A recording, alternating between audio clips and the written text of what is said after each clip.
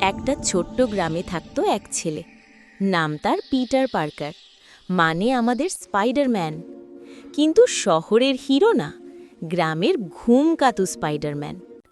সারা দিন কাজের নাম শুনলেই ঘুম পেয়ে যেত।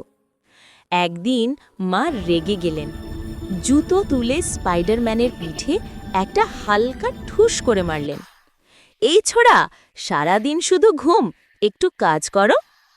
ঘুম চোখে স্পাইডারম্যান উঠে দাঁড়ালো, বলল, ঠিক আছে মা, আজই সব ধান তুলে আনব।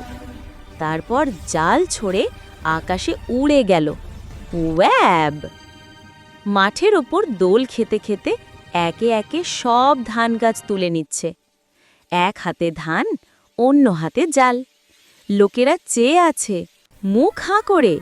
ওই দেখ, উড়ে উড়ে ধান তুলছে স্পাইডারম্যান। কিছুক্ষণের মধ্যে পুরো মাঠ খালি।